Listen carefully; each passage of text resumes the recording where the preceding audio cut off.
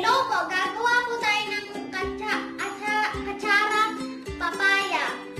Ang mga sangkap ay papaya na buo, carrot, luya, bawang at sibuyas. Tapos mga bell pepper na red at green. Tapos may sili pang paganda ng atsara. Tapos kailangan natin ng asin, asukal, at suka. Ang gagamitin natin ay kutsilyo at sangkalan. Tapos pangsukat at pangkayod or pang-slicer. Tapos malinis na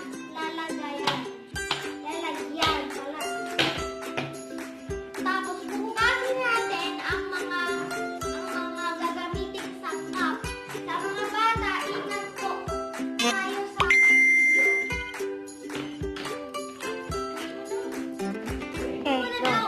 Bulatan ko na itong mga gamit. Oo.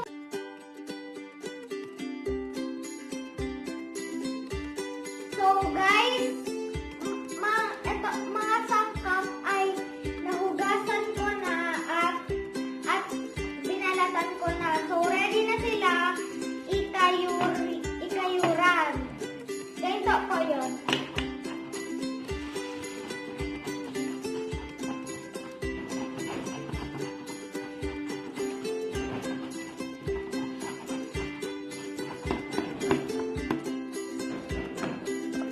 So dapat makabuo tayo ng ganyan.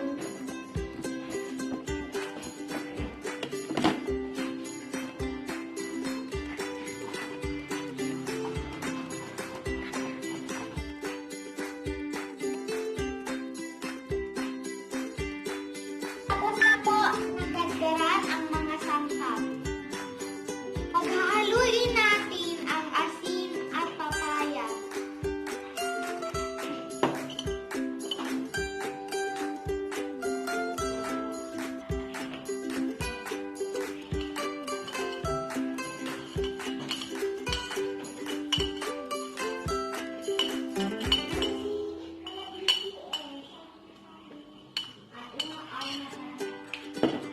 Halo ng halo.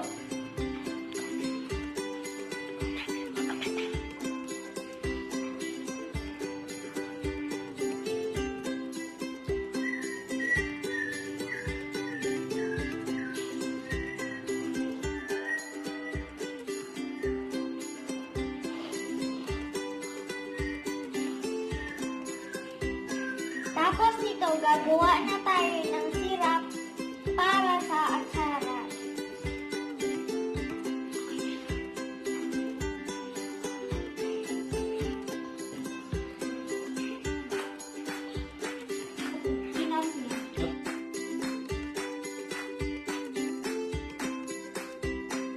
Lagay ko na ang suka dito sa kaldero.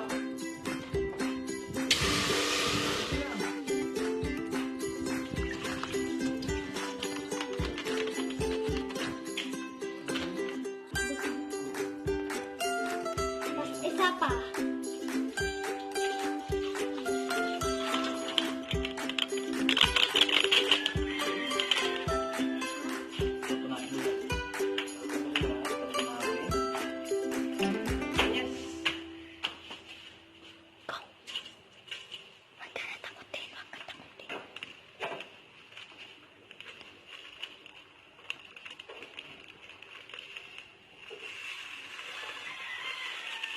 Pamilyan ko rin, suka niya.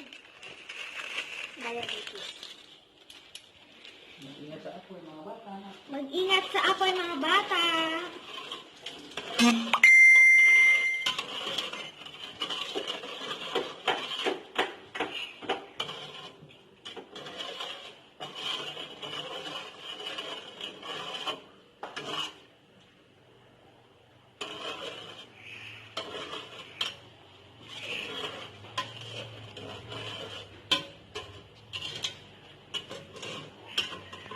Kahit ang masukan mo matunaw, saka ilagay ang... Ito. Antayin hanggang sa matunaw yung asukal bago ilagay yung papaya at ang mga sangkap.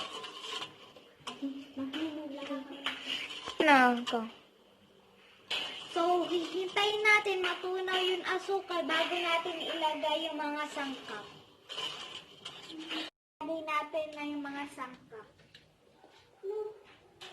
Put the papaya.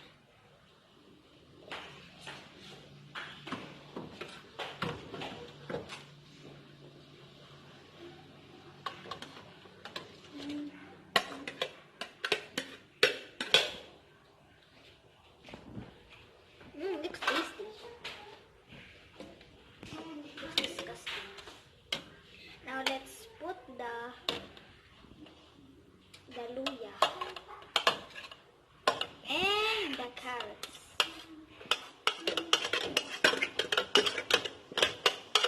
Oh, carrots.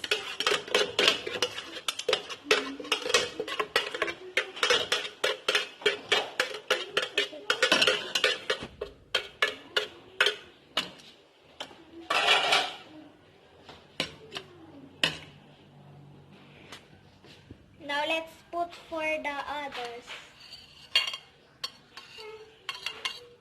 It's so tasty. It's spicy. Now mixing time. Okay. Oh.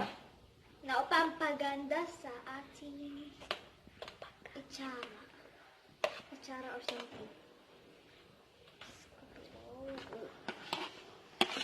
La la la. Looks spicy. Hawakin.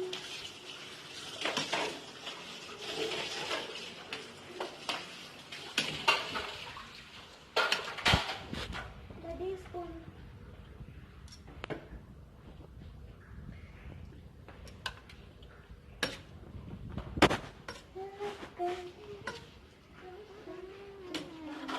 Continue mixing.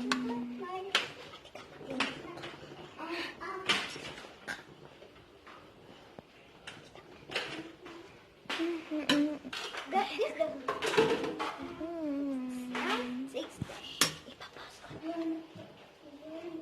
Oh. Tapos na po ito i-ano na lang natin to, papalamigin bago ilagay sa jar.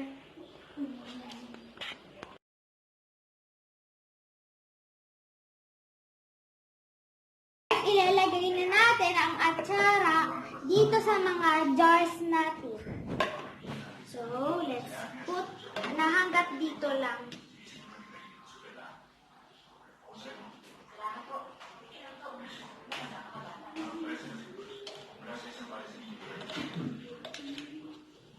Bango.